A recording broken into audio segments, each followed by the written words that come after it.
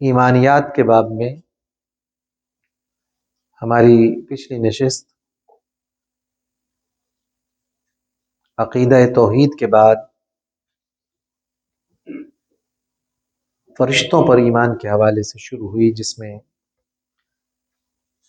میں نے سورۃ البقرہ کی سیکنڈ لاسٹ آیا کو موضوع کے طور پر تلاوت کیا تھا کہ اللہ پاک نے فرمایا آمن الرسول بما انزل الیہ من ربہ والمؤمنون کل آمن باللہ وملائکتہ، یعنی اللہ پر ایمان لانے کے بعد فرشتوں پر بھی ایمان لانا ضروری ہے، یہ ضروریات دین سے ہے۔ آپ اگر اللہ پاک کو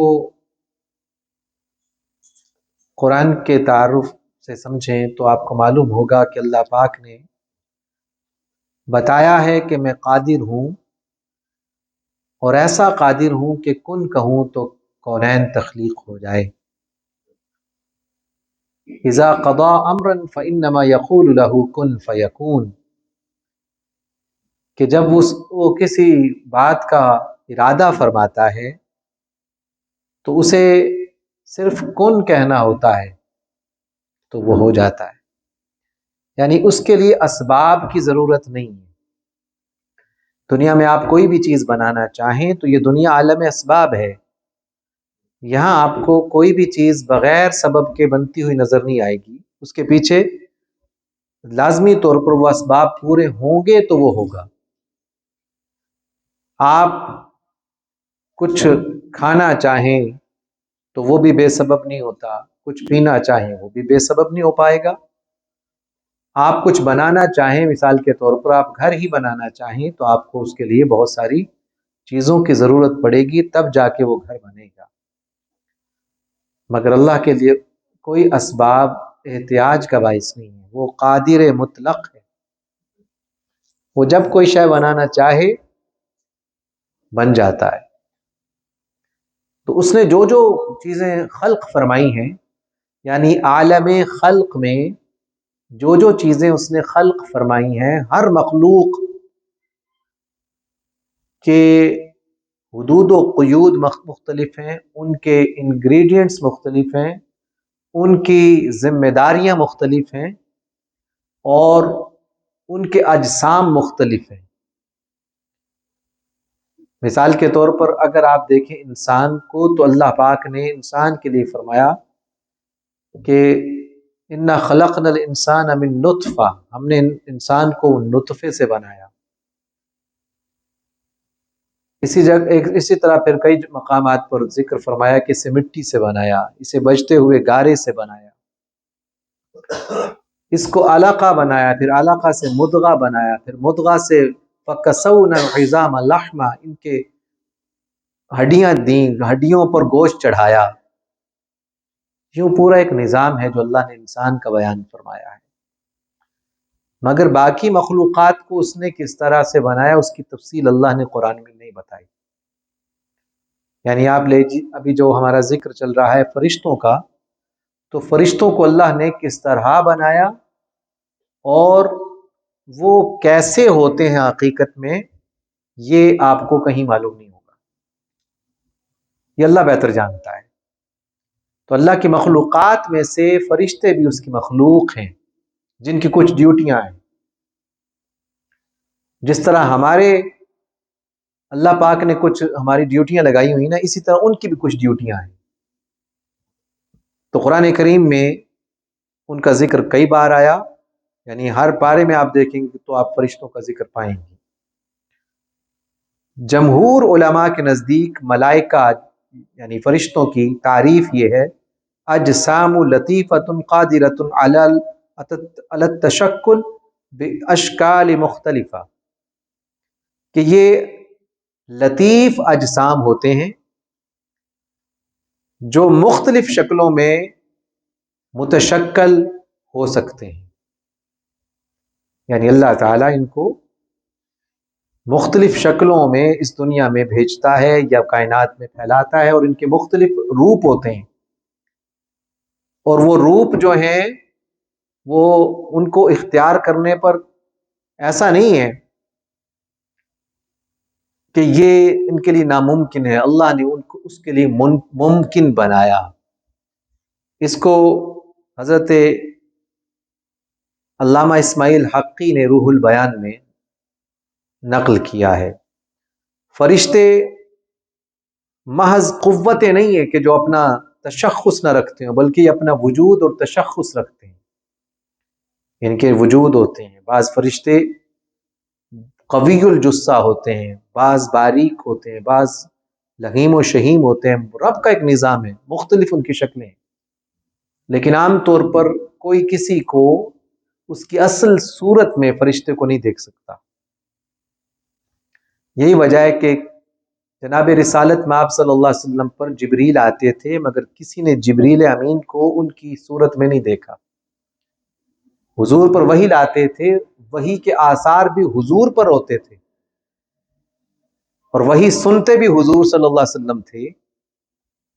لہذا اس سے یہ ثابت ہوتا ہے کہ عام بشر میں اور بشر رسول میں یعنی جس کو اللہ رسول بناتا ہے، بہت بڑا فرق ہے۔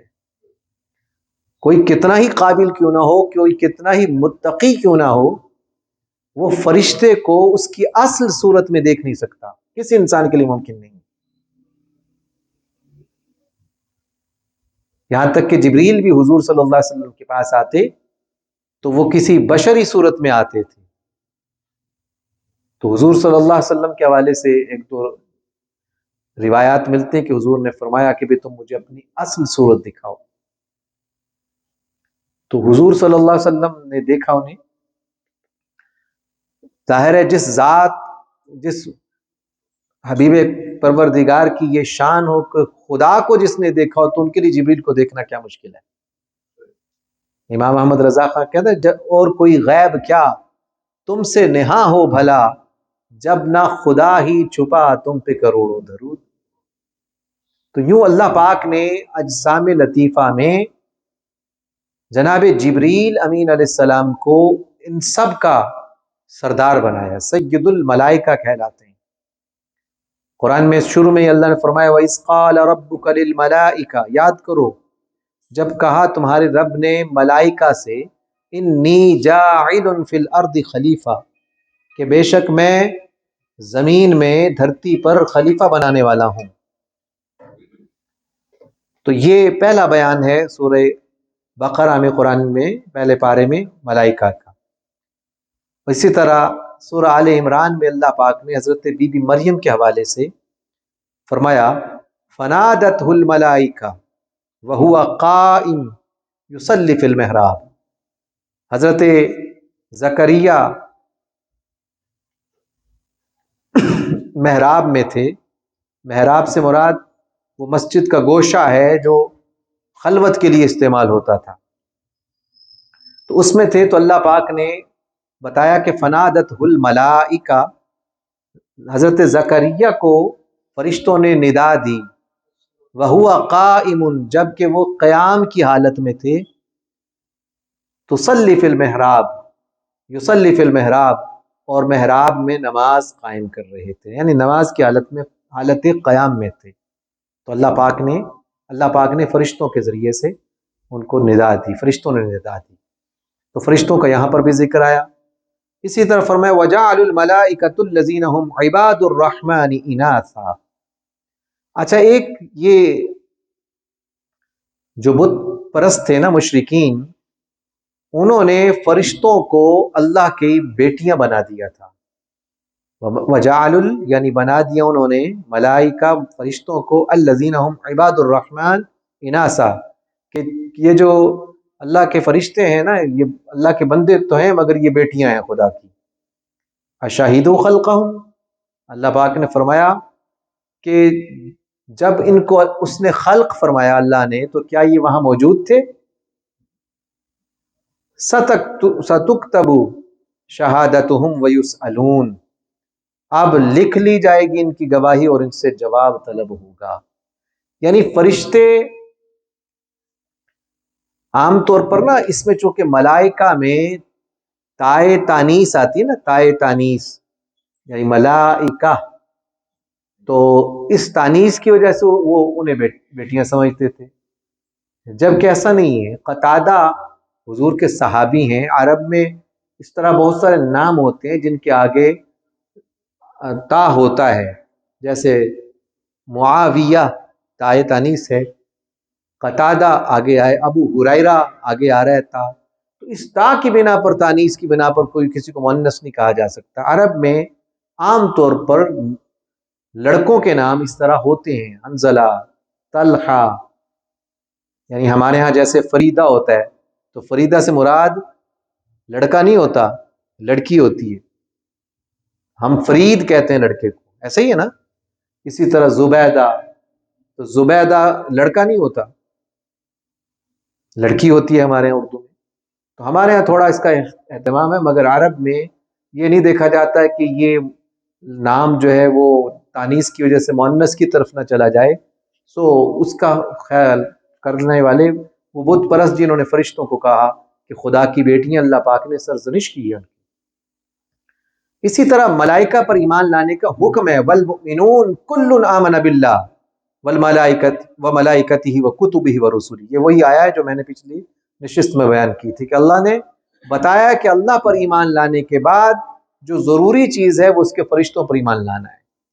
یہ اس لیے بھی ہے کہ اللہ تعالیٰ کرنے کو تو سارے کام بغیر کسی سبب کے کر سکتا ہے، مگر اس نے بہت سارے کاموں میں فرشتوں کو ڈیوٹیاں سونپ رکھی ہیں، اور فرشتے ان میں مختار نہیں ہیں، یاد رکھیے، فرشتے ان میں مختار نہیں ہیں، بلکہ یہ ایسے ہی ہے کہ جیسے آپ کسی ایک کام کو کرنے کے لیے کمپیوٹر میں کوئی سسٹم وضع کر لیں اور اس کے بعد اس کو آپ ڈائریکشن دے دیں، انڈیکیشن دے دیں، بتا دیں کہ آپ نے یہ یوں کرنا ہے، تو وہ اسی طرح سے کرتا ہے۔ اسی طرح فرشتے ایسی مخلوق ہیں جن کو نہ تو بھوک لگتی ہے، جن کو نہ کبھی پیاس لگتی ہے، جن کو نہ کبھی گرمی لگتی ہے، جن کو نہ کبھی سردی لگتی ہے۔ ایسی مخلوق اللہ پاک نے پیدا کی کہ جن کو نہ چھوٹا ہونا ہوتا ہے نہ بڑا ہونا ہوتا ہے، ان کی عمر بھی چھوٹی بڑی نہیں ہوتی۔ اللہ تعالیٰ نے جیسے خلق فرمایا وہ ویسے ہی ہوتے ہیں۔ حضور فرماتے ہیں کہ میں معراج پر گیا تو ایک آسمان پہ دیکھا تو کچھ فرشتے ہیں جو قیام میں کھڑے ہیں، تو میں نے جبریل سے پوچھا، جبریل یہ کیا ہیں؟ عرض کیا یا رسول اللہ یہ فرشتے ہیں، اللہ نے ان کو قیام کی حالت میں پیدا کیا اور قیامت تک یہ قیام میں کھڑے رہیں گے، اب تھکیں گے نہیں۔ ظاہر ہے کیوں تھکیں؟ کہ اللہ پاک نے ان کو اس تھکاوٹ سے پاک پیدا کیا ہے۔ ہمارے ہاں بھی آپ دیکھ لیجیے نا، اللہ نے مختلف لوگوں کو مختلف صلاحیتیں بخشی ہیں۔ ایک شخص 200 کلو کا وزن اٹھا سکتا ہے، 200 کلو وزنی کوئی چیز اٹھا لے، 300 کلو اٹھا لے، اور میرے جیسا بندہ جو 20 کلو اٹھاتے ہوئے بھی ہائی ہائی کرے گا۔ تو یہ اللہ کا ایک نظام ہے، ہر ایک کو اللہ نے صلاحیت مختلف بخشی ہے اور ایسا کرنے پر قادر ہے۔ تو میرے کہنے کا مقصد یہ ہے کہ اللہ کی مخلوقات جو اس نے خلق فرمائی ہیں، جہاں پر جیسے بھی، چاہے وہ فرشتے ہیں، چاہے وہ جن ہیں، چاہے وہ حور ہیں، چاہے وہ غلمان ہیں، ان کو اللہ پاک نے مختلف طرح سے خلق فرمایا، اور ان کے مختلف جو ہیں وہ ان کے اسباب ہیں اور ان کے دائرہ کار مختلف ہیں، ان کی تخلیق کا سبب مختلف ہے، لہٰذا ان کو خود پر قیاس کرنا یہ ہماری مجبوری ہے، ہم مجبور ہیں۔ انسان کی یہ شعوری مجبوری ہے کہ جب بھی انسان کے سامنے کسی کا ذکر ہوتا ہے نا، تو انسان یہی سمجھتا ہے کہ وہ میری طرح ہوگا۔ جب آپ خدا کا ذکر کرتے ہیں تو خدا کے ذکر پر بھی ہمارے ذہن میں ایسے ہی لگتا ہے جیسے خدا بھی ہماری طرح اس کے 2 ہاتھ ہوں گے، ہماری طرح اس کی 2 آنکھیں ہوں گی، ہماری طرح 2 اس کے کان ہوں گے، ہماری طرح وہ کھڑا بھی ہوتا ہوگا، ہماری طرح وہ بیٹھتا بھی ہوگا، ہماری طرح وہ لیٹتا بھی ہوگا۔ تو یہ تصور شعور کی مجبوری ہے، کیونکہ شعور محدود ہے۔ شعور کو آپ اس حدود سے نکالنا چاہتے ہیں تو وہی پر ایمان لائیں۔ وہی یہ کہتی ہے کہ اللہ نے اس کے بارے میں کوئی بیان نہیں فرمایا۔ حضور نے حدیث میں بیان فرمایا نا کہ جنت اللہ پاک جو بندے کو بخشے گا نا، بندے کے تصور میں بھی نہیں آ سکتی۔ جنت بندے کے تصور میں ہوتا ہے نا، کہ بندہ کسی چیز کو تصور میں لائے اور پھر تصور میں حد کر دے کہ یار اتنی اعلیٰ چیز تصور کرے وہ، پھر بھی وہ بندے کے تصور سے ماورا ہے۔ تو خدا کی ایک جنت حضور فرماتے بندے کے تصور میں نہیں آ سکتی، تو خدا کیسے آئے گا؟ حور کی بات ہوتی تو حوروں کے بارے میں بھی ہم لوگوں نے بہت سے ٹھوکریں کھائی ہیں، ہم سمجھتے ہیں کہ شاید وہ بھی بالکل ایسی ہی عورت کی طرح ہی ہوگی، خدا جانے وہ کیسی مخلوق ہوگی، یہ تو جنت میں جب پالا پڑے گا تو پتہ چلے گا۔ تو ایسا نہیں ہے کہ وہ عورت ہی کی طرح ہوگی، اللہ کو معلوم ہے غلمان کیا ہیں، اللہ نے اس کی حقیقت بیان نہیں فرمائی۔ یہ مختلف مفسرین کی اسرائیلیات ہو گئیں یا کچھ اپنے ایک اندازے ہیں، وگرنہ کوئی صحیح حدیث یا قرآن کی کوئی آیت آپ کو دیگر مخلوقات کی حیت کے بارے میں نہیں ملیں گی۔ بات سمجھ رہے نا؟ تو معلوم یہ ہوا کہ فرشتے وہ مخلوق ہیں جو اللہ تعالیٰ نے خلق فرمائے، اور وہ فرماتا جا رہا ہے جہاں جہاں جیسے جیسے جتنی ضرورت ہوتی ہے وہ ہوتا ہے، وہ فرشتے ہیں، اور وہ فرشتے بندے کی حفاظت بھی کرتے ہیں۔ حضور نے فرمایا نا وَإِنَّ عَلَيْكُمْ، قرآن میں آیا وَإِنَّ عَلَيْكُمْ لَحَافِظِينَ كِرَامًا كَاتِبِينَ، تم پر اللہ کی طرف سے ہر لمحے حفاظت کرنے والے ہیں، کرامن کاتبین، بڑے ہی پیار سے لکھنے والے ہیں، یعلمون ما تفعلون، جو تم کرتے ہو اس کا انہیں علم ہو جاتا ہے۔ ان الابرار لفی نعیم، جنہوں نے نیکیاں کی ہوں گی وہ ضرور جنت میں جائیں گے، وان الفجار لفی جہیم، اور جنہوں نے کھلے گناہ کیے ہوں گے، فجار کہا نا فاجر سے، فجر یعنی کھلے عام جو بندہ گناہ کرتا ہے نا اس کو فاجر کہتے ہیں، فجر سے ہے، فجر جب فجر کا وقت ہوتا ہے تو کیا ہوتا ہے، روشنی کھل جاتی ہے، یعنی دن کا آغاز ہوتا ہے، فجر کو اس لیے فجر کہتے ہیں۔ فانفجرت من حسنت عشرت عینا، جب حضرت موسیٰ علیہ السلام نے اپنا عصا مارا تو قرآن کہتا ہے فانفجرت من حسنت عشرت عینا، کہ اس سے 12 چشمے پھوٹ پڑے۔ تو فاجر شخص وہ ہوتا ہے جو کھلے عام گناہ کرے اور اس کو ڈٹائی سے کرتا پھرے، فرمایا وَإِنَّ الْفُجَّارَ لَفِي جَحِيمٍ، اور جو کھلے عام گناہ کرتے ہیں وہ ضرور دوزخ میں ہوں گے۔ تو اللہ کی یہ مخلوق ہے فرشتے، اور فرشتوں کا ساتھ اس شخص کو ملتا ہے جو اللہ پر ایمان استقامت کے ساتھ رکھتا ہے، اللہ کو یاد کرتا ہے، ذکر کرتا ہے۔ حدیث آپ نے سنی ہوگی، نبی کریم صلی اللہ علیہ وسلم نے فرمایا، اسے حدیث ذکر کہتے ہیں، محدثین نے لکھا کہ جب کچھ لوگ ذکر کرتے ہیں نا تو جہاں ذکر ہو ہوتا ہے نا اللہ کا ذکر، تو کچھ فرشتے ہیں جن کو اللہ کے فرشتوں کو سیاحین کہتے ہیں، وہ سیاحت میں ہوتے ہیں، یعنی وہ ہر لمحے دنیا میں پھیلے ہوتے ہیں، گھوم رہے ہوتے ہیں، اس پوری کائنات میں گھومتے رہتے ہیں، انہیں سیاح فرشتے کہتے ہیں۔ ہمارے اردو میں سیاحت کرنے والے، پھرنے والوں کو کہا جاتا ہے۔ تو جب کہیں ذکر ہوتا ہے نا تو وہ فرشتے اس کے گرد حلقہ بنا لیتے ہیں، جب وہ حلقہ بن جاتا ہے تو اس کی خبر آٹومیٹکلی ان کے جہان میں، وہ جو اللہ نے ان کا جہان خلق فرمایا، یعنی یہ جو اس کو میں نے کہا تھا عالم ملکوت، یعنی فرشتوں کا جہان، ان کو خبر ہوتی ہے تو دوسرا حلقہ ان کے اوپر بنتا ہے، پھر تیسرا حلقہ ان کے اوپر بنتا ہے، پھر چوتھا حلقہ ان کے اوپر بنتا ہے، یوں حلقے بنتے ہیں یہاں تک کہ وہ حلقے آسمانوں تک پہنچتے ہیں۔ تو اللہ تعالیٰ پوچھتا ہے اے میرے فرشتوں تم کہاں سے آئے؟ تو عرض کرتے ہیں مولا ایک جگہ پر تیرا ذکر ہو رہا تھا، مولا ایک جگہ پر تیرا ذکر کرنے والے بیٹھے تھے، ذاکرین بیٹھے تھے، تو ہم ان کے گرد بیٹھ گئے۔ اچھا یہ ان کے رفیق ہوتے ہیں جو اللہ کو یاد کرتے ہیں۔ تو اللہ تعالیٰ فرماتا ہے ان سے کہ اچھا وہ کیا طلب کرتے تھے اور کس سے پناہ مانگتے تھے؟ تو فرشتے عرض کرتے ہیں مولا وہ تیری جہنم سے پناہ مانگتے تھے تیرے قرب میں آنے کی، اور تیری جنت طلب کرتے تھے۔ تو اللہ فرماتا ہے فرشتوں گواہ ہو جاؤ میں نے ان کو جہنم سے آزاد کیا اور جنت ان کے لیے واجب کر دی. تو یہ فرشتے بھی ہوتے ہیں. اسی طرح فرشتوں کے حوالے سے یہ کہ وہ فرشتے کیا گناہ کر سکتے ہیں، فرشتوں سے گناہ ہوتا ہے، یہ ایک عمومی سا سوال ہے. تو یاد رکھیے گا اس حوالے سے اللہ پاک نے قرآن میں فرمایا ہے، سورہ تحریم کی آیا نمبر 6 ہے. فرمایا لا یعصون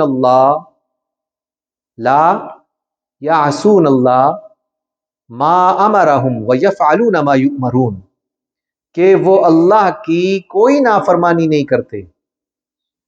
لا نہیں، یعصون اللہ یہ عصا سے ہے، عصا یعصی. اب دیکھیے جیسے آسی ہوتا ہے نا، عین الف آ صاد یا زیر سی، تو یہ آسی کا مطلب ہوتا ہے گنہگار. جبکہ اس کی جگہ پر آپ الف مدہ سین چھوٹی اچھی سی لگا دیں آسی، تو یہ آس سے امید سے امیدوار. کئی ہمارے بزرگ گزرے جنہوں نے اپنے آگے آسی لگایا، تو ظاہر ہے آسی تو کوئی نہیں لگائے گا. ہاں جب کوئی بندہ اپنے رب سے مناجات کرتے تو کہتا ہے مولا میں تیرا گنہگار ہوں. تو یہ لا یعصون اللہ، قرآن کہتا ہے کہ وہ اللہ کی کوئی نافرمانی نہیں کرتے. وَيَفْعَلُونَ مَا يُؤْمَرُونَ، یفعلون میں فاعل لام فعل کا ہے نا، وہ کرتے ہیں. وَيَفْعَلُونَ مَا يُؤْمَرُونَ، جس کا انہیں امر دیا جاتا ہے. یعنی اللہ کی مرضی سے سرے منہ بھی انحراف نہیں کرتے، کبھی بھی انحراف نہیں ہوگا. جو انہوں نے اللہ کا حکم ہو گیا تو آ جاتے. موت کے فرشتے جب پہنچتے ہیں تو کبھی ایسا نہیں ہوا کہ موت کے فرشتے غلط بندے کے پاس پہنچ گئے. کئی لوگ کہتے ہیں نا جی ایک بندہ بچ گیا تو اس سے پوچھا گیا وہ تو کیسے بچ گیا، تو ابھی تو مر گیا تھا پھر زندہ ہو گیا.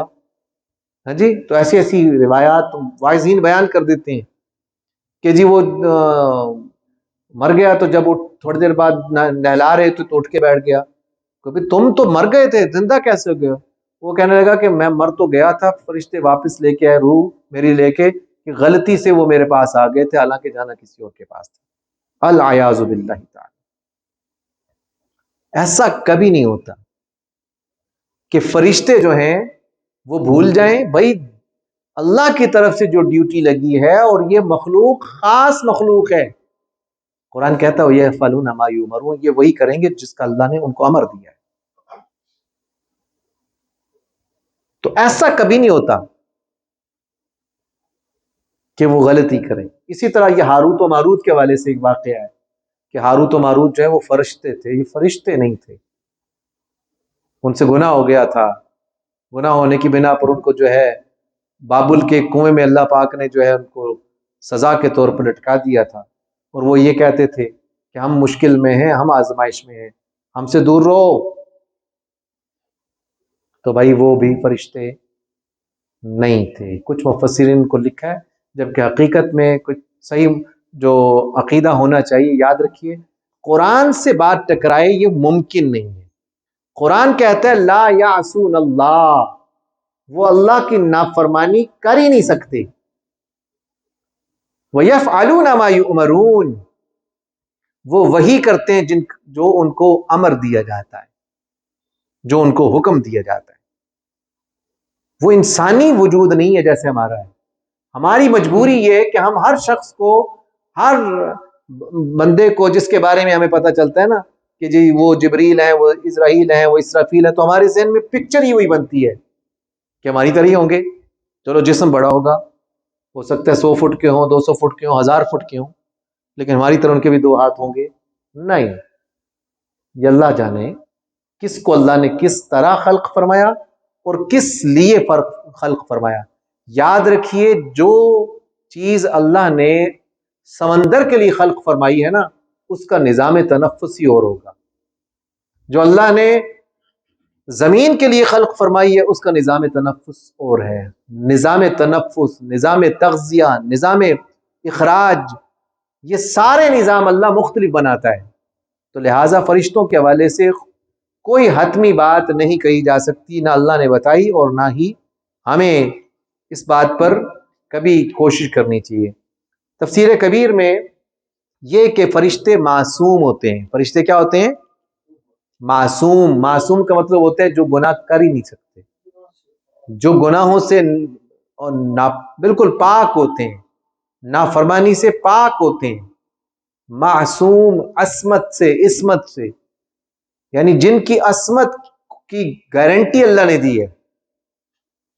تو جب اللہ تعالیٰ کے سارے فرشتے معصوم ہوتے ہیں تو بھائی ہاروت و ماروت کو کیا ہو گیا تھا کہ انہوں نے گناہ کر لیا؟ تو ایسا نہیں ہے، یاد رکھیے گا. تو تفسیر کبیر میں حضرت امام فخر الدین رازی نے ان کے حوالے سے لکھا: الجمہور الاعظم من علماء الدین اتفقوا علی عصمت کل الملائکۃ عن جمیع الذنوب. تمام علماء کا، جمہور کا اتفاق ہے اس بات پر کہ فرشتوں سے کبھی بھی گناہ نہیں ہوتا. فرشتے معصوم ہوتے ہیں. یہی میں نے قرآن کی آیا آپ کے سامنے پڑھی. اسی طرح سورہ نحل میں فرمایا: یخافون ربهم من فوقهم، وہ ہمیشہ ڈرتے رہتے ہیں اپنے رب سے. وَيَفْعَلُونَ مَا يُؤْمَرُونَ، اور وہ وہی کرتے ہیں جس کا انہیں حکم دیا جاتا ہے. اسی طرح سورۃ الانبیاء میں اللہ نے فرمایا: بل عباد مکرمون، بلکہ یہ اللہ کے نیک بندے ہوتے ہیں. لا یسبقونہ بالقول وہم بامرہ یعملون، اور یہ اللہ کے حکم میں کبھی بھی اپنی مرضی نہیں کرتے، پیش قدمی نہیں کرتے. مثال کے طور پر ایک موت کا فرشتہ ہے تو اللہ حکم دے گا تو میرے ہی روح قبض کرنے آئے گا. ایسا کبھی نہیں ہوگا کہ فرشتے کو کسی وجہ سے مجھے دیکھ کر غصہ آ جائے تو کل جو مارنے تھے آج نہ مار لی. ایسا کبھی نہیں ہوتا. یا کبھی جیسے ابھی رانا صاحب نے کہا کہ وہ اس محلے میں ہی آیا تھا کسی کی روح قبض کرنے، تو بھئی کل پتہ نہیں آؤں کیسے مشکل ہو، کنوینس ملے نہ ملے، تو آج اس کو بھی لے جاتا ہوں چکر بچاؤں اپنا. تو بھائی ایسا نہیں ہوتا. ملک یعنی فرشتے، ملائکہ اس طرح کی فکر سے بھی بالکل پاک ہیں. وہ کبھی بھی اللہ کی حکم کی سرتابی نہیں کرتے، نافرمانی نہیں کرتے، پیش قدمی نہیں کرتے، اللہ کے حکم سے پہلے کچھ نہیں کرتے. تو یہ معلوم ہوا کہ فرشتے اللہ کے مختلف ہیں. اب دیکھتے ہیں کہ فرشتے کس طرح، کتنی اقسام ہیں اور کون کون سے ہیں. قرآن کریم میں اللہ پاک نے فرشتوں کی جو اقسام بیان فرمائی ہیں ان میں سے ایک قسم ہے حاملین عرش کی. حاملین عرش، حامل کہتے ہیں، حمل کہتے ہیں بوجھ کو. حمل کیسے کہتے ہیں؟ بوجھ کو، وزن کو. اور حاملہ اسے کہتے ہیں جس نے بوجھ اٹھایا ہوا ہے. آپ کہتے ہیں نا فلاں جو ہے 9 ماہ کی حاملہ ہے، 8 ماہ کی حاملہ ہے، ٹھیک ہے، یا بکری حاملہ ہو گئی، گائے حاملہ ہو گئی، اس نے وہ بوجھ اٹھایا ہوتا ہے، وزن اٹھایا ہوتا ہے. حاملہ، حامل، حاملین. حاملین جمع ہے مذکر میں، یعنی بوجھ اٹھانے والے، وزن اٹھانے والے. حاملین عرش، عرش اٹھانے والے. قرآن پاک میں اللہ نے فرمایا: الذین یحملون العرش ومن حولہ یسبحون بحمد ربہم. سورۃ المؤمن کی آیہ نمبر 3. کہ یہ وہ لوگ ہیں، فرشتے وہ ہیں جو عرش کو اٹھائے ہوئے ہیں. ومن حولہ، اور اس کے گرد جو کچھ ہے اسے بھی انہوں نے اٹھا رکھا ہے. یسبحون بحمد ربہم، اٹھائے ہوئے وہ اللہ کی حمد کر رہے ہیں. اٹھائے ہوئے کیا کر رہے ہیں؟ یسبحون، تسبیح کر رہے ہیں. ہر وقت تسبیح کرتے ہیں بحمد ربہم، اپنے رب کی حمد کے ساتھ. اب یہ دو ہیں چیزیں، تسبیح اور تحمید. تسبیح، یسبحون تسبیح، بحمد ربہم اپنے رب کی حمد کے ساتھ. یعنی تسبیح و تحمید دونوں کہتے ہیں. سبحان اللہ تسبیح ہے اور الحمدللہ تحمید ہے. سبحان اللہ کیا ہے؟ تسبیح. اور الحمدللہ کیا ہے؟ تحمید. یہ اتنے اچھے جملے ہیں. حضور فرماتے ہیں، یہ بخاری شریف کی آخری حدیث ہے، حضور صلی اللہ علیہ وسلم نے فرمایا: کلمتانی، 2 کلمے ایسے ہیں، خفیفۃ علی اللسانی، جو زبان پر بہت ہلکے ہیں، خفیفتانی علی اللسانی، جو زبان پر ہلکے ہیں، وثقیلتانی فی المیزانی، جبکہ وہ میزان میں بہت بھاری ہیں، حبیبتان عند الرحمن، اور محبوب ہیں اللہ کی بارگاہ میں سب سے زیادہ محبوب ہیں، وہ کیا ہیں؟ سبحان اللہ و بحمدہ سبحان اللہ العظیم۔ چھوٹی سی تسبیح اور تحمید کا ایک کلمہ ہے، سبحان اللہ و بحمدہ سبحان اللہ العظیم۔ دو کلمے ہیں سیدھے سیدھے، سبحان اللہ و بحمدہ ایک کلمہ، سبحان اللہ العظیم دوسرا کلمہ۔ فرمایا زبان پر کہنے بہت آسان ہے مگر میزان میں بھاری بہت ہو جائیں گے، بھاری کر دیں گے اس کو، اور اللہ کے نزدیک یہ بڑے محبوب ہیں۔ سبحان اللہ و بحمدہ سبحان اللہ العظیم۔ اچھا یہ دیکھیے گا، یسبحون کا مطلب تیرنا بھی ہوتا ہے، اور آپ حیران ہوں گے کہ جو بندہ سبحان اللہ کہتا رہتا ہے نا، اس کے سارے کام ایسے تیرتے تیرتے ہو جاتے ہیں۔ تیراکی کبھی آپ نے کی ہو نا تو آپ دیکھیں کہ تیرتے ہوئے آپ کا وزن وہ نہیں رہتا جو عام ہوتا ہے، باہر آپ کا واٹر میں اور کچھ ہوتا ہے، اور اس میں ایک الگ اللہ رب العزت کا کام ہے۔ تو جو بندہ سبحان اللہ کہتا ہے نا، اس کے کام بھی سرعت کے ساتھ ہوتے ہیں۔ آپ تسبیح یہ روزانہ کریں۔ حضرت بی بی فاطمہ رضی اللہ تعالی عنہا حضور کے پاس آئیں، کسی نے بھیجا انہیں کہ جی آپ اکیلی چکی چلاتی ہیں، گھر میں جھاڑو دیتی ہیں، پریشانی ہوتی ہے، تو آپ اپنے بابا سیدنا رسول کریم صلی اللہ علیہ وسلم کے پاس جائیے، تو باندیاں آئی ہیں، غلام آئے ہیں، تو کوئی آپ کو مل جائے تو گھر میں آپ کو آسانی ہو جائے گی۔ آپ دیکھیے گا رسول گرامی صلی اللہ علیہ وسلم کے پاس یہ جو معاملہ لے کر بی بی فاطمہ آئی نا، تو حضور صلی اللہ علیہ وسلم نے انہیں فرمایا کہ نہیں فاطمہ، تمہارے لیے کوئی باندی نہیں ہے۔ اصل میں حضور نے اپنے خاندان کو اس سے پاک رکھا ہے، یعنی یہ جو ہوتی ہے نا بندہ قرابت داروں کو کچھ دیتا جائے دیتا جائے دیتا جائے، ایسے رسول اللہ صلی اللہ علیہ وسلم نے نہیں کیا۔ آپ کو یاد ہوگا کہ صدقے کی کچھ کھجوریں آئیں نا، تو حضرت امام حسن امام حسین حضور کے پاس کھیل رہے تھے، تو بچے تھے، تو ان میں سے ایک کھجور لے کے انہوں نے منہ میں ڈال لی، تو حضور نے انگلی ڈال کر باہر نکالی، اور میں کخ کخ نکال دو، یہ تمہارے لیے نہیں ہے، یہ فقراء کا حصہ ہے۔ حضور نے اپنی اولاد کو، آل رسول کو یہ تلقین کی ہے کہ کھلانے والے بنو، کھانے والے نہ بنو، دینے والے بنو، لینے والے نہ بنو۔ تو حضور نے بتایا، بی بی فاطمہ آئی تو حضور نے فرمایا کہ فاطمہ میں تمہیں ایک تسبیح بتاتا ہوں، تم یہ پڑھ لیا کرو، یہ تمہیں کفایت کرے گی۔ اچھا جی، معاملہ تو تھا مشکل کا۔ کس کا تھا؟ مشکل کا۔ ظاہر ہے کہ خاتون کر کے جھاڑو پوچھا بھی کرے، کپڑے بھی دھوئے، چکی بھی چلائے، چکی پیس کر روزانہ آٹا بنائے۔ ہماری خواتین کو تو سب کچھ بنا بنایا ملتا ہے نا۔ بی بی فاطمہ سے پوچھئے کہ روز کا اناج پستا تھا، روز کی روٹی پکتی تھی، اور پھر رب کے حضور بھی کھڑے ہو جائیں، راتوں کو قیام بھی کریں، اور رب کے حضور عرض کریں مولا تیری راتیں اتنی چھوٹی کیوں ہیں کہ فاطمہ کی عبادت کا جو شوق ہے وہ پورا ہی نہیں ہوتا۔ تو حضور نے فرمایا میری بیٹی فاطمہ، میں تمہیں ایک تسبیح بتاتا ہوں، تمہیں کفایت کریں گی۔ عرض کے حضور فرمائیے۔ فرمایا 33 مرتبہ سبحان اللہ کہا کرو، 33 مرتبہ الحمدللہ کہا کرو، 33 مرتبہ اللہ اکبر کہا کرو، اور ایک بار لا الہ الا اللہ وحدہ لا شریک لہ لہ الملک و لہ الحمد وہو علی کل شیء قدیر کہا کرو، یہ 100 دفعہ۔ اور ایک حدیث میں، ایک روایت میں یہ ہے کہ 33 مرتبہ سبحان اللہ، 33 مرتبہ الحمدللہ، اور 34 بار اللہ اکبر پڑھ لیا کرو، تو یہ 100 ہو جائے گی، ایک تسبیح پوری ہو گئی۔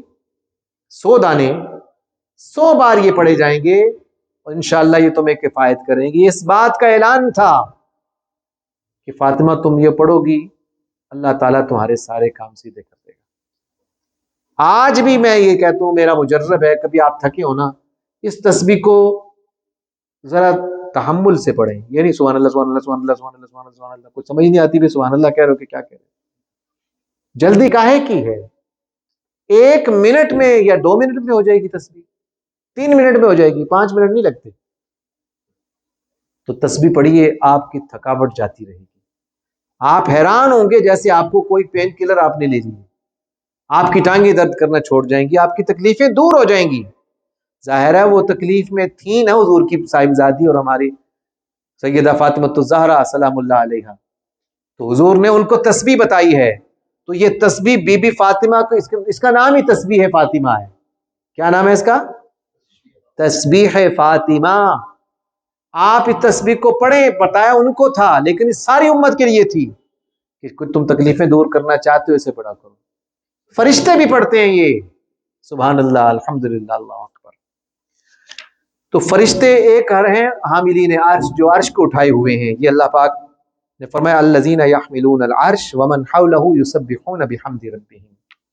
امام فخر الدین رازی لکھتے ہیں کہ رسول اللہ صلی اللہ علیہ وسلم سے روایت ہے کہ وہ 4 فرشتے ہیں، قیامت کے دن اللہ تعالی 4 مزید فرشتوں سے ان کی مدد فرمائے گا. اب یعنی حاملین عرش یہ 4 فرشتے ہیں. عرش جو ہے اس کے 4 پائے ہیں اور یہ 4 فرشتے ان کو سنبھالے ہوئے ہیں. اس کے علاوہ بھی 7 فرشتے ہیں جو اللہ پاک کی تسبیح و تحمید کر رہے ہیں. پھر دوسری قسم کون سی ہے؟ اللہ پاک نے فرمایا وَتَرَى الْمَلَائِكَةَ حَافِّينَ وَمَن مِّنْ حَوْلِ الْعَرْشِ يُسَبِّحُونَ بِحَمْدِ رَبِّهِمْ. تم فرشتوں کو دیکھو گے کہ عرش کے پاس حلقہ کیے ہوئے اپنے رب کی تسبیح کر رہے ہیں. یہ وہ فرشتے آگے جو ان 4 کے علاوہ ہیں، یہ عرش اعظم کے گرد گھومتے ہیں، ایسے طواف کرتے ہیں اور کیا کرتے ہیں؟ یسبحون بحمد ربہم، اللہ کی تسبیح اور اللہ کی تحمید. پھر تیسرے فرشتے کون سے ہیں؟ وہ ہیں مقربین فرشتے، جنہیں اللہ نے خاص قرب بخشا. درجات کے لحاظ سے یہ سب سے زیادہ مقرب ہیں. وہ 4 مشہور فرشتے ہیں، ان میں سب سے اونچے جناب جبریل امین ہیں، پھر میکائیل ہیں، پھر اسرافیل ہیں، پھر اسرائیل ہیں. یہ 4 فرشتے ہیں. تو اللہ نے ان کا ذکر بھی فرمایا من کان عدوا للہ وملائکتہ ورسلہ وجبریل ومیکائیل فإن اللہ عدو للکافرین. فرشتوں کا ذکر. پھر جنت کے فرشتے. اچھا، جنت کے لیے بھی اللہ نے فرشتوں کی ڈیوٹیاں لگائی. فرمایا والملائکۃ یدخلون علیہم من کل باب. فرشتے ہر دروازے پر جنتیوں کو ویلکم کہتے نظر آئیں گے. سلام علیکم بما صبرتم فنعم عقبی الدار. تم پر سلامتی ہو، تمہارے صبر پر سلامتی ہو کہ تمہارے لیے اب بڑی ہی نعمتوں والا مقام ہے. اصل چیز یہاں پر بھی دیکھیے، صبر کا حکم ہے اور صبر پر خوشخبری سنائی جا رہی ہے. اصل دنیا میں رہتے ہوئے نا ہم بے صبرے ہوتے ہیں، جس کو بھی دیکھیں بے صبر ہے، ہر ایک کو بے صبری ہے. ان الانسان کان عجولا، انسان عجلت پسند ہے. بولتا ہے ابھی ہتھیلی پہ سرسوں تو نہیں جمتی نا، ابھی ہو جائے جی، ابھی کچھ بھی نہیں ہوتا، کچھ ٹائم لگتا ہے.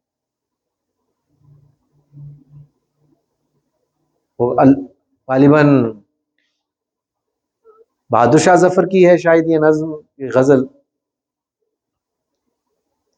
عمر کو آہ کو بھی اثر چاہیے، آہ کو بھی عمر چاہیے اثر ہونے تک، آہ کو بھی عمر چاہیے اثر ہونے تک، کون جیتا ہے تیری زلف کے سر ہونے تک. ہاں جی. تو یہ مطلب ہے کہ یہ ایسا نہیں ہے کہ بغیر کسی وجہ کے، بغیر کسی صبر کے ہو جائے، صبر چاہیے. تو اللہ نے بتایا کہ فرشتے ویلکم کریں گے جنتیوں کو اور کہیں گے سلام علیکم، تم پر سلامتی ہو، بما صبرتم، کہ تم نے صبر کیا. جنت کے لیے صبر کرنا پڑتا ہے نا جی، ایسے تھوڑی مل جائے گی. صبر کس سے؟ صبر رکنے کا نام ہے. مثال کے طور پر حرام کی جانب بندے کو شیطان لبھاتا ہے، وہ کہہ رہا ہے یار کچھ نہیں ہوتا، انجوائے کر، تو بندہ کہے نہیں میں نہیں کروں گا، میرا اللہ مجھ سے ناراض ہو جائے گا. یہ صبر ہے. سامنے کوئی بھی حرام چیز یا حرام آپ کو جو ہے وہ آفر ملتی ہے جو آپ کے لیے جائز نہیں ہے، اور آپ اس کو چھوڑ دیتے ہیں صرف اس لیے کہ اللہ دیکھ رہا ہے، آپ نے صبر کیا، تو ایسے صبر پر قیامت کے دن آپ کو اجر جنت کی صورت میں ملے گا۔ جنت کے فرشتوں کا بھی ذکر ہو گیا، دوزخ میں بھی فرشتے ہوں گے جو دوزخ کے معاملات کو ہینڈل کریں گے۔ قرآن کہتے ہیں علیہا تسعۃ عشر وما جعلنا اصحاب النار الا ملائکہ، سورۃ المدثر کی آیا نمبر 30-31، فرمایا کہ اس پر 19 فرشتے داروغے کے طور پر ہوں گے۔ دوزخ میں کتنے فرشتے ہیں؟ 19۔ یہ وہ ہیں جو بڑی ڈیوٹیاں ان کی، اور ہم نے دوزخ کے جو ذمہ دار ہیں ان کو فرشتوں کی صورت میں مقرر کیا ہوا ہے۔ یہ فرشتے بنیادی طور پر فرشتے وہ مخلوق ہیں جو کسی بھی صورت میں اللہ کی نافرمانی نہیں کر سکتے، ان کو کسی پر رحم نہیں آتا۔ اللہ کا حکم ہے، بس اللہ کے حکم کی تو کبھی بھی نافرمانی ہو ہی نہیں سکتی۔ یہ معاملہ کہ ان کو اللہ کا حکم پورا کرنا ہوتا ہے، اس پر بہت سارے واقعات ہیں۔ ایک واقعہ یہ شاید آپ نے کبھی پہلے سنا بھی ہوگا۔ تو اللہ تعالیٰ نے ایک بار پوچھا کسی، حضرت علامہ اسماعیل حقی نے بیان کیا ہے روح البیان میں، بڑا اہم واقعہ ہے۔ اللہ پاک نے اسرائیل سے پوچھا، اے اسرائیل تم نے بڑے لوگوں کی روح قبض کی ہے، کبھی ایسا ہوا ہو کہ تمہیں کسی کی روح قبض کرتے ہوئے تمہارے دل میں رحم کا جذبہ پیدا ہو؟ عرض کے مولا ایک دفعہ ہوا۔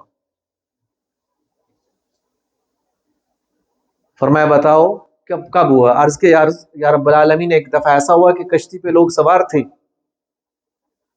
اور ان سواروں میں ایک ماں بھی تھی جس کے ساتھ اس کا ایک چھوٹا سا نونہال بچہ تھا۔ بیچ سمندر کے وہ کشتی جو ہے وہ طوفان نے اسے آ گھیرا، یہاں تک کہ وہ ڈوب گئی، ٹوٹ پھوٹ گئی۔ تو اس ماں نے اپنے بچے کو بڑے طریقے سے بچایا کہ ایک پٹا اسے نظر آیا، اور اس پٹے پر اس نے اس بچے کو جو ہے نا رکھ کر خود جو ہے وہ نیچے اچکولے کھاتی رہی، یہاں تک کہ میرے مالک تیرا حکم آ گیا، تیرا حکم آ گیا اور تو نے کہا کہ اس کی روح قبض کر لے۔ تو میں سوچ میں پڑ گیا، ہاں مجھے خیال آیا کہ یہ حکم ہے تیرا، حکم تو میں نے کرنا ہے، لیکن مجھے اس وقت بڑا ہی ترس آیا۔ فرمایا اس بچے کا پتہ ہے تمہیں کیا ہوا؟ عام طور پہ تو یہ خیال کیا جاتا ہے کہ وہ بچہ کہاں بچا ہوگا۔ فرمایا میں بچانا چاہوں تو بچاتا بھی ہوں۔ اللہ پاک نے فرمایا کہ وہ بچہ بچ گیا، اس کے بعد بڑا ہوا، جوان ہوا، اور تمہیں معلوم ہے وہ کون تھا؟ عرض کے مولا نہیں۔ فرمایا وہ شداد ابن اوس تھا، وہی شداد جو بڑا ہوا تو بادشاہ بنا، اور جب بادشاہ بن گیا تو اس کے اندر یہی بات آ گئی کہ خدا نے جو جنت بنائی وہ تو میں بھی بنا سکتا ہوں، وہ تو میں بھی بنا سکتا ہوں۔ جنت میں اگر مثال کے طور پر جنت میں سونے کے درخت ہیں تو میں بناتا ہوں، چاندی کے درخت ہیں میں بناتا ہوں۔ اور اس نے سالوں پر محنت کر کے نا، سالوں پر محنت کی اس نے، اور وہ جنت جیسی اس کا ایک تخیل تھا، تو جو اس کی فینٹیسی تھی اسی کے مطابق اس کو بنایا اس نے۔ آپ حیران ہوں گے کہ پھر اللہ کا حکم آیا، وہی شداد جس نے جنت بنائی تھی، جب وہ آخری اس کو بتایا گیا کہ جناب بن گئی آپ آ جائیے، تو وہ اپنے بڑے ہی ناز و نام سے بہت ہی قیمتی حلہ جات زیب تن کر کے گھوڑے پر بیٹھ کر پہنچا وہاں پر، تو دیکھتا ہے کیا ہے کہ سامنے ایک بندہ کھڑا ہے جو اس کے صاحبوں میں سے نہیں تھا، لیکن اسے دیکھ کر اس کے سارے رونگٹے کھڑے ہو گئے، پرسنالٹی ایسی تھی۔ یہ بولا کہ وہ شخص تو کون ہے؟ تجھے دیکھ کر مجھ پر خوف طاری ہو گیا، تو کون ہے؟ اب ظاہر ہے اسرائیل اپنی ظاہری صورت میں تو دکھتے نہیں نا جی. اب اللہ کے فرشتے ہیں، اور اللہ کے فرشتے اللہ کے حکم سے بعض مرتبہ دوسری صورت میں دکھائی دیتے ہیں، بشری صورت میں. آپ نے فرمایا کہ میں اسرائیل ہوں، میں اسرائیل ہوں اور تجھے لینے آیا ہوں. وہ بولا کہ بھئی اللہ کے بندے تو اس طرح کر، مجھے تھوڑا وقت دے کہ میں اپنی جا کے جنت دیکھ لوں، کچھ دن انجوائے تو کروں. اس نے کہا جی نہیں، ایسا نہیں ہوگا.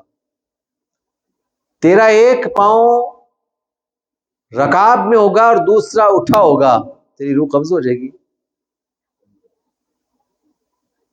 اور ایسا ہی ہوا. وَيَفْعَلُونَ مَا يُؤْمَرُونَ. یاد رکھیے اللہ کے نظام کو ہم نہیں سمجھ سکتے. اس نے کس کو کب بچانا ہے، کیسے بچانا ہے، کیوں بچانا ہے، مالک جانتا ہے. وہ محیی بھی ہے یعنی زندگی دینے والا، وہ ممیت بھی ہے موت دینے والا. اس نظام کو سمجھنے کے لیے فرشتوں کو سمجھنا ضروری ہے. اگرچہ ہم اپنی عقل نارسا سے سمجھ نہیں سکتے، تو ہمیں بس حکم کیا ہے ہم ان پر ایمان لیں. وہ جیسے ہیں ہم نہیں جانتے، لیکن ہم یہ مانتے ہیں کہ اللہ کے فرشتے اس دنیا میں ہیں، اور دنیا کا کیا پوری کائنات کا نظام اللہ تعالیٰ نے فرشتوں کے ذریعے سے عالم اسباب کو اسباب کے تحت کیا ہوا ہے. اگرچہ وہ عالم امر میں اسباب کی بھی حاجت نہیں. ایک عالم ہوتا ہے عالم خلق، یہ عالم اسباب ہے، اور عالم امر میں کوئی بھی بندہ چاہیے ہی نہیں. امر کیا ہے؟ حکم ہونا ہے، اس کا ہو جانا ہے، جب چاہے ہو جائے گا. امر فرمائے گا، بس حکم ہونا ہے. پھر اس میں سبب کی ضرورت بھی نہیں، نہ فرشتے کی ضرورت، نہ کسی بندے کی ضرورت، نہ کسی دن کی ضرورت، نہ کسی رات کی ضرورت. وہ عالم امر ہے. اللہ تعالیٰ ہم سب کو ایمانیات کے باب میں پختہ فرمائے اور استقامت بخشے کہ اس کے بغیر چارہ نہیں. ایمان کی حلاوت ہی تب ملتی ہے جب بندے کو اللہ رب العزت کے بھیجے ہوئے پیغام کو، جسے ہم وحی یا قرآن کہتے ہیں، اس کی سمجھ آ جائے. اللہ تعالیٰ ہمیں فہم قرآن بخشے. وآخر دعوانا ان الحمد للہ رب العالمین.